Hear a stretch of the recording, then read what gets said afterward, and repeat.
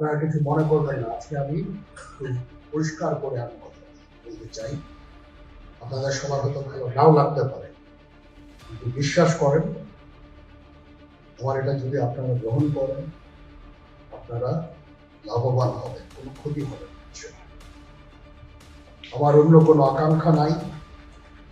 আমার একটাই আকাঙ্ক্ষা, দেশ এবং জাতিটাকে একটা সুন্দর জায়গায় রেখে ছুটি করা। I had enough. Was last 7-8 months, I had enough.